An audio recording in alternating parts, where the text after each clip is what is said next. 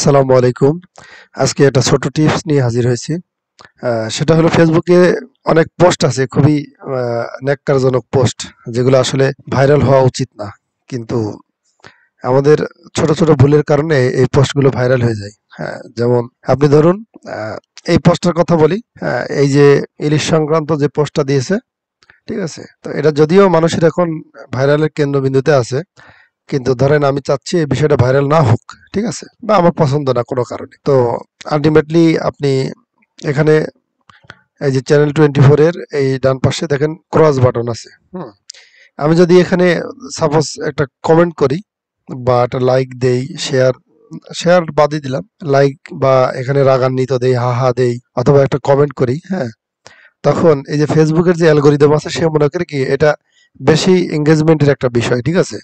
এই যে like, comment, send তারপরে শেয়ার এগুলো একটা এঙ্গেজমেন্ট অপশন, ঠিক আছে? আপনি যখন এখানে রাগ করেও মানে ওদের গালি দিয়েও যদি আপনি একটা কমেন্ট করেন এটা ফেসবুক পজিটিভলি নিবে। কিরকম? ফেসবুক মনে করবে কি এই বিষয়টা বেশ আলোচ্য বিষয় এবং এটা বেশি সার্ভ করবে সে আরো।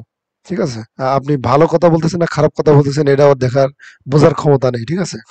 তো যদি কোনো খারাপ বিষয় আপনার সামনে আসে, অনেক সময় ফেসবুকে স্ক্রল করতে, করতে বাজে বিষয় আসে। যদিও এই বিষয়টা বাজে না, তারপরেও আমি দেখানোর স্বার্থে দেখাচ্ছি। এই যে ক্রস চিহ্ন আছে, এখানে ক্লিক করলে দেখবেন পোস্টটা হাইড হয়ে গেছে।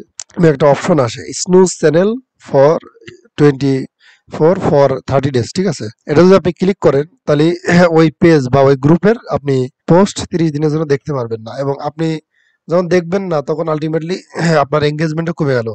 আপনি না দেখলে তো কমেন্টও করবেন না, লাইক শেয়ার কিছু দিবেন না, আপনার নিজেরও মাথা গরম হবেন না, বাজে গালিও দিবেন না। তো এতে সুবিধা কি?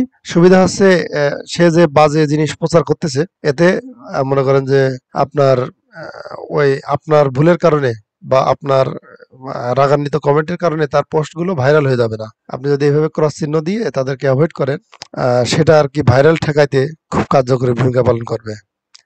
আশা করি বুঝতে পারছেন। হুম। যেকোনো পোস্ট আপনার মনে করবেন যে আপনি যদি বুঝতে পারেন যে এটা গুজব হচ্ছে, ঠিক আছে?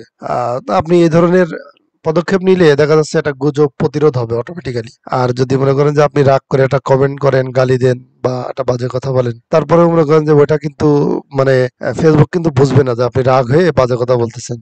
ফেসবুক মনে করবে এটা এনগেজমেন্ট হচ্ছে তার মানে এটা আরো সার্ভ করতে হবে। আরো মানুষের কাছে দেখাবো আমি যাতে প্রত্যেকেই এনগেজ হয়। ঠিক আছে? কিন্তু আপনি যদি ক্রস চিহ্ন দিয়ে হাইড করে দেন, একসময় আ দেখা যাবে কি যে ওটা আর মানুষের সামনে যাচ্ছে না। এটাই হলো নীরব প্রতিবাদ। ঠিক আছে? ভালো থাকবেন। আসসালামু আলাইকুম।